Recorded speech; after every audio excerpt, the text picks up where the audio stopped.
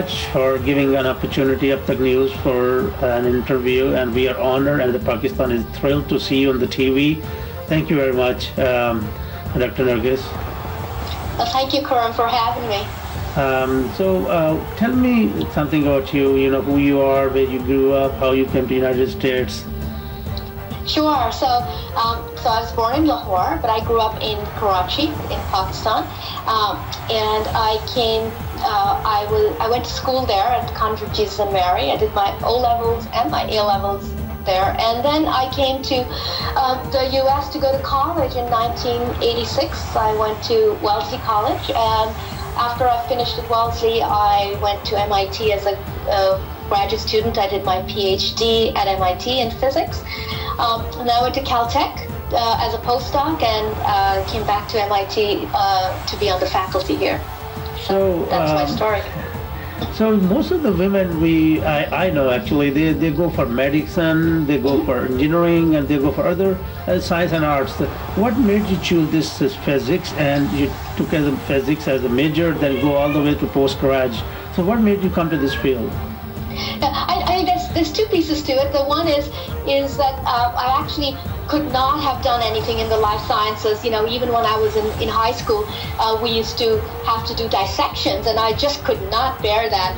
So that was the one piece of it. And then the other piece was I actually really loved physics, and I loved asking the questions about the origins of the universe and where do we come from, how do we, what are we made of?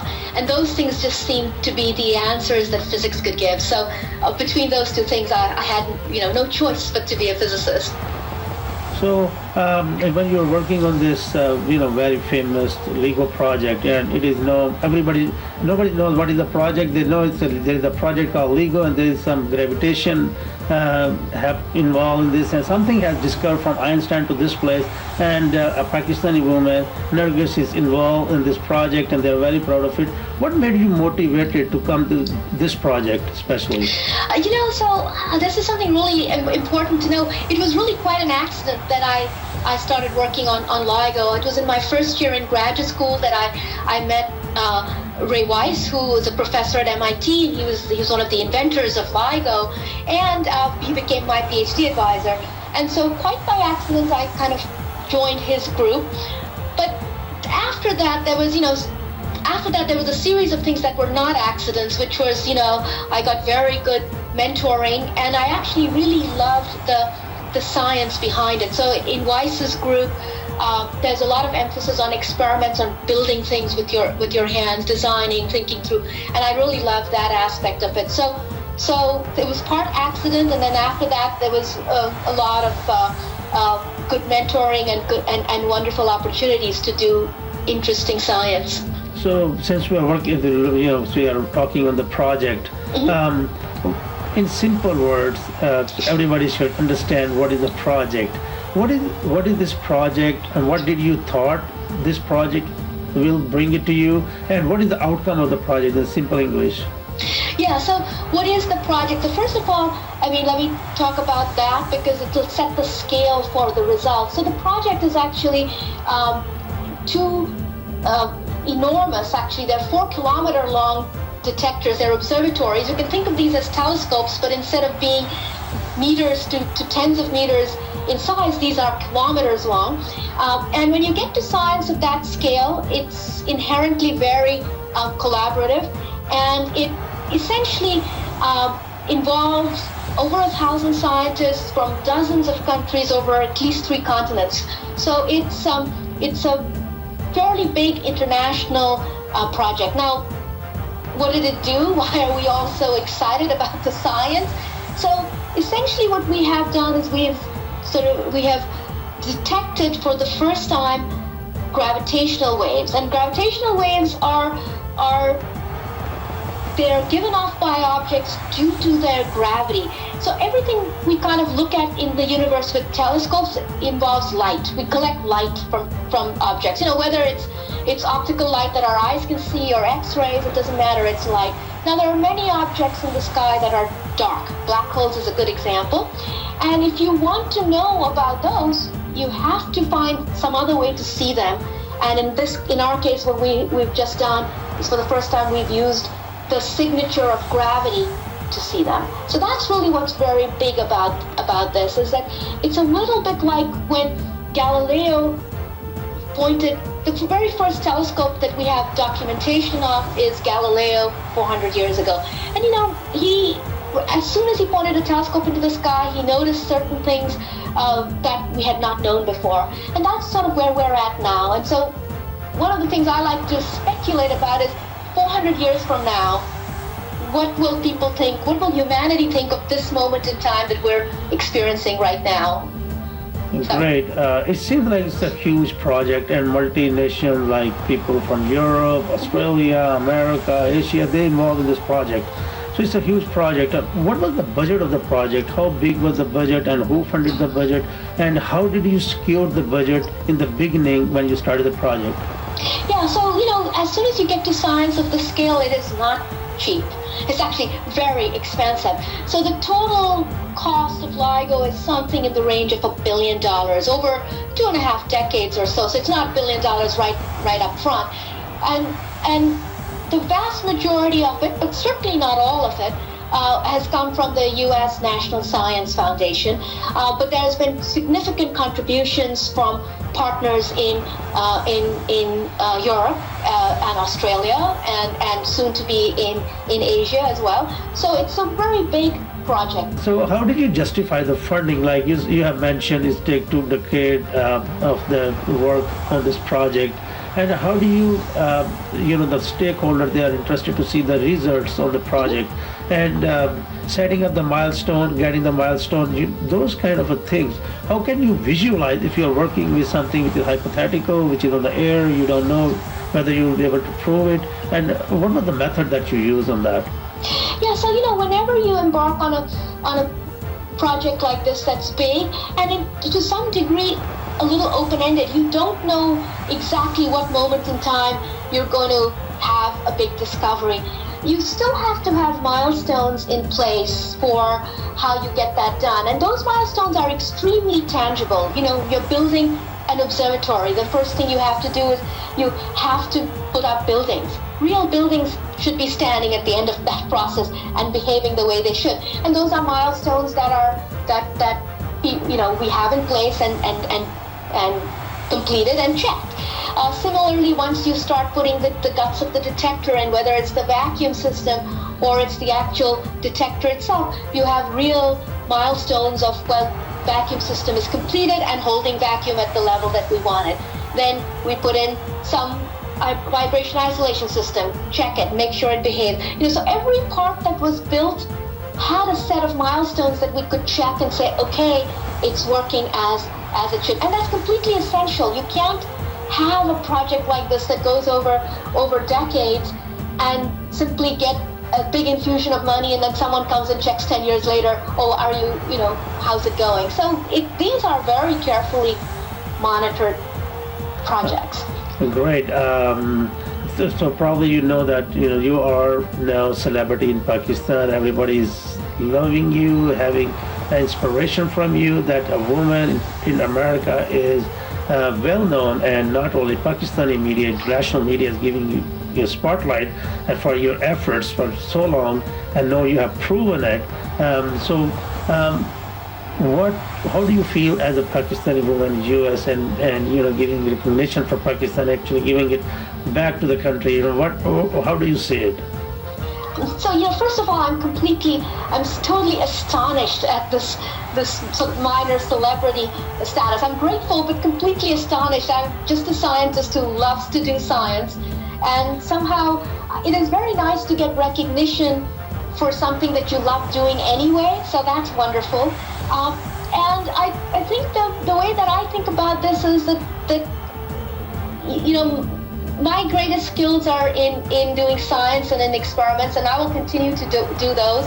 And I hope that more and more people, from seeing my story, will know that science is interesting, important, and possible for anyone to do. Here, Pakistani media was giving handout from Embassy of Pakistan that you were given the message from Prime Minister of Pakistan as they're proud of you that you are doing a good work here. So did you get something from the ambassador from here, Washington D.C., and the message from the Prime Minister of Pakistan?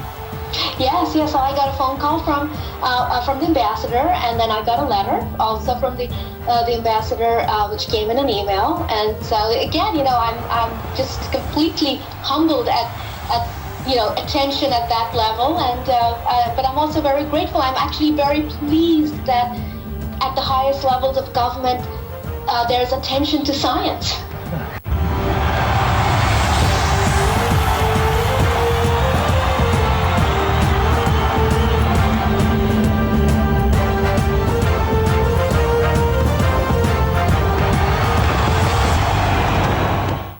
Yes.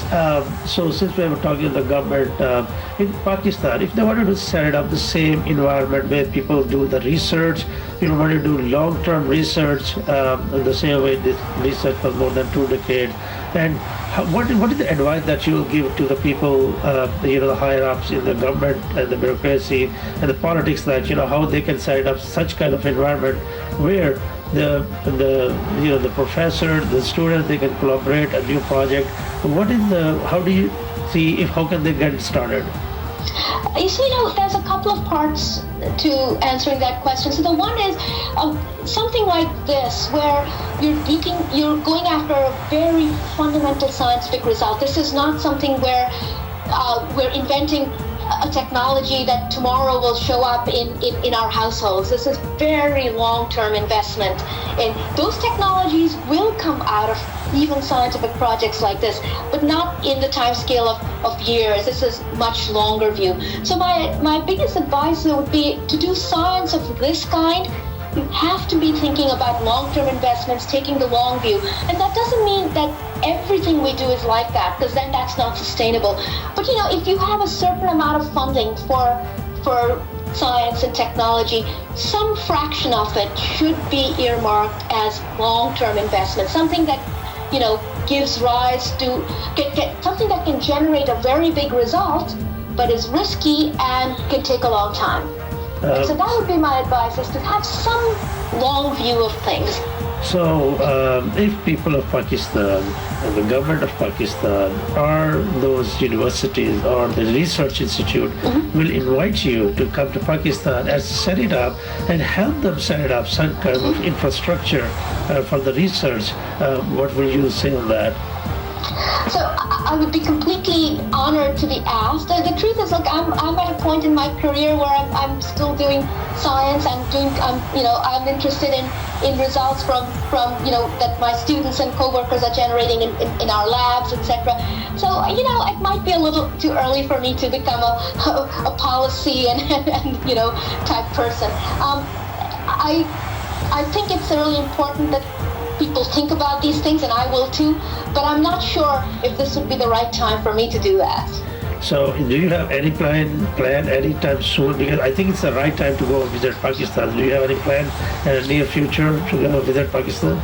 I'm certainly working on a visit sometime this year. So I have gotten tons of invitations, and many more than I can actually handle really. So I'm working on a visit later this year sometime, where we'll hopefully get a lot of people together. So, but it's not yet, and nothing's finalized.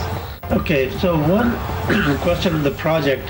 I was watching a movie, Game of Imitation, and the movie had the big mathematical algorithm, and it was World War II. They wanted to intercept Nazi's message, and they did algorithm read from the mathematical point of view. They had a giant machine. Nazis had a giant machine, and they did a machine on their end, and that how they intercepted the message, and it was helpful. It was the game changing for the forces which were against the Nazi forces. So, is it something that your project had a huge machine where it had the algorithm, they read the algorithm and go to the space and satellite and all those things that is happening in the machine? Is there something like that? Oh yes, so all of of the things that you describe are sort of the ingredients of our experiment as well. So we have these big detectors. I told you they're kilometers long, and they have lasers bouncing about in them, and that we measure that laser light. We turn that laser light into a signal that then gets encoded on a computer. And then we have two observatories, one in Washington and one in Louisiana, and those signals, those communicate with each other through satellites, so there's satellites involved. And then once we encode the signals onto computers, then we do have, in fact, very sophisticated algorithms for reconstructing the signal that we see from the source, which is can be a billion light years away, as we saw. So yes, it's in those, that movie was based on a true story. 50 years earlier, that movie would have looked like sci-fi, and then it became real. And now what we're doing would have looked like sci-fi at the time of World War II, but it's now real. And every 50 years or 100 years, the sci-fi of today is the technology of tomorrow. So what the people, especially the researchers or the students who are pursuing physics field, what is the advice that you want to give to them when they go for this physics or the sciences? Sure. So I think I just want young people to think about, to be able to do what they really love. Because almost everything else in our lives we can change if we don't like it. But once we go down a career path, it's kind of with us unless we are very proactive in changing it. So do something you really love. In a lot of Asian families, there's pressure to do something that can generate steady income, and so many young people will think of being engineers, but it turns out physicists can do anything, and in fact physics is the basis of most engineering. So I would say to young people, do what you really love to do, and even if it means jumping through some hurdles. And then there's another piece of it that I really want to tell young people, and also not so young people, which is that we're made up of many different things, among them our own intrinsic talents. That's important, but that's actually only a small fraction of what makes us successful, and the rest of it is environment, opportunity, and mentoring. And so I would just say to people, go, find mentors, find people who support what you do, who can advise you and guide you. And I would say to the older people, be mentors. That's actually one of the most important things we can do for young people, is to get them, point them in the right direction and really bring out their intrinsic skills and talents. So that would be my advice. This is advice for the students and the people who can make a change, create those infrastructures and the buildings and secure the funding. What advice that you will give it to them, especially the government, the politicians who can make a difference? Actually, the things just get started and things will happen. What is the advice you will give to them? That's a tough question. I wouldn't pretend to know. I wouldn't pretend I know the answers to that. My own personal take on this would be is that this is a moment in time when the nation and indeed the world is paying attention to some very fundamental scientific result. And that's a moment in time when people are interested and excited by science. And so to governments everywhere, this is a time to make investments in science, because they do pay off, just not on the same time scales that a government may last. And so that would be my advice, is that these are really important things to do. And so to do that. There is a lot of Pakistani students. They're coming to MIT, Harvard, American universities, and most of them are going for computer science, the medicine and all those different fields, business. To come to the physics, what is the motivation factor for somebody who's kind of double-minded? Should we go for physics? Should we go for chemistry? Should we go for mathematics? It's kind of all kind of the same skill set. But what is the motivation factor that you think that somebody is double-minded will come to the physics? It kind of depends on a couple of things again. It depends on what kinds of problems really interest you. So my first advice to students, especially first-year students in university anywhere, is take a lot of different classes and get a feel for what you really enjoy. Like for me, I could have done chemistry or physics. I did a little bit of both.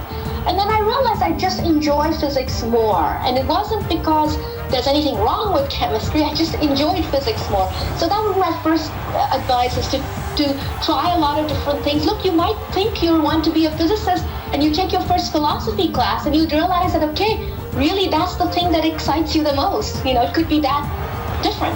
So that would be the one thing to say, is just try a lot of things. And the other thing is do what you love. I've said that multiple times. It's the one thing that really keeps you waking up every morning excited about the day, is you're about to go do something you really love to do. We are very thrilled, we are very honored as a Pakistani nation that you are making us proud with your hard work and your dedication to the site, especially at the moment when Pakistan is kind of spotlight on different things, but you have given us the world a different face for Pakistan. And thank you very much for giving us the opportunity to talk to you and our Abbtakk News audience, that the message that you're giving us, it is very honorable for us. Thank you very much. Thank you. And I also just want to say, Karan, to all of your viewers and to the people of Pakistan and elsewhere who are listening, thank you. Your support and all of the excitement you have for this discovery has really been wonderful to see. So thank you.